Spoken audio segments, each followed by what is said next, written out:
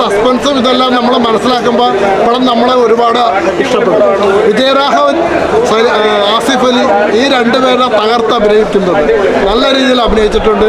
നല്ലൊരു സ്റ്റോറിയാണ്, അതേപോലെ നല്ലൊരു ഡയറക്ഷനാണ്. All the best. ആസിഫ് അലിയുടെ ഇമോഷൻസ് വെച്ചാൽ ഈ അടുത്ത് കണ്ടതിൽ ആസിഫ് അലി ഈ അടുത്ത് കണ്ട കുറേ പടങ്ങളിലൊക്കെ നല്ല പ്രകടനം കാഴ്ചയുണ്ട്. ലെവൽ ക്രോസ് ഒക്കെ നല്ലൊരു പ്രകടനം.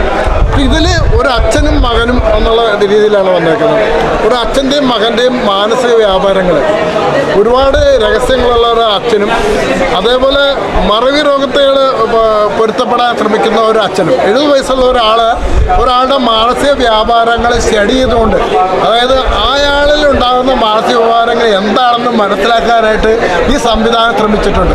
അങ്ങനെ ഒരു കഥ അതിനകത്തൊരു സ്കില്ല് ഉപയോഗിച്ചിട്ടുണ്ട് ആ സംവിധായകന്. സാധാരണ നമ്മളിപ്പോൾ വരുന്ന സിനിമകളെല്ലാം ചെറുപ്പക്കാർക്ക് വേണ്ടിയുള്ള സിനിമകളാണ്. അത് ചെറുപ്പക്കാരെ തിയേറ്ററിലേക്ക് ആകർഷിക്കാൻ വേണ്ട അത്തരമൊരു സബ്ജക്റ്റാണ്. അതിൽ നിന്ന് വേറിട്ട് നിന്നുകൊണ്ട്, അതായത് പ്രായമായ മനുഷ്യരുടെ ഒരു കഥ ഈ പ്രേക്ഷകരിലേക്ക് എത്തിക്കാനായിട്ട് ഈ സംവിധാനം ശ്രമിച്ചിട്ടുണ്ട്. അതിന് അദ്ദേഹത്തിന് ഒരു ബിഗ് സല്യൂട്ട്.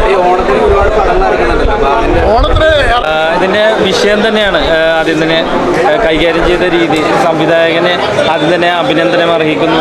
പിന്നെ ആർട്ടിസ്റ്റുകൾ, നമ്മുടെ ആസിഫ് അലിയും അതേപോലെ അപർണ ബാലമുരളിയും, വിജയരാഘവേട്ടൻ്റെ ബെസ്റ്റ് പെർഫോമൻസ്, അതേപോലെ തന്നെ ജഗദീഷ് ചേട്ടൻ, അശോക് ചേട്ടൻ, കോട്ടയം രമേശ് ചേട്ടൻ, അങ്ങനെ ഒരുപാട് ആർട്ടിസ്റ്റുകളുണ്ട്. അവരെല്ലാവരും നല്ല രീതിയിൽ തന്നെ പെർഫോമൻസ് ചെയ്തിട്ടുണ്ട്.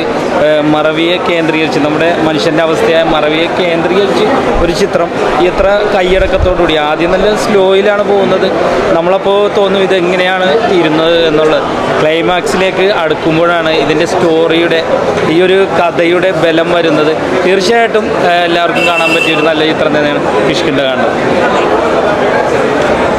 അപർണ, എസ്പെഷ്യലി വിജയവാൻ സാറൊക്കെ വളരെ ഗംഭീരമായ ക്യാരക്ടറായിരുന്നു. ഇവർ മൂന്നുപേരുമാണ്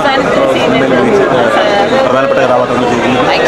ഒരു ഫാമിലി നമ്മളൊക്കെ ഭയങ്കര ചെയ്യുന്നത് വളരെ ഗംഭീരമായിട്ട്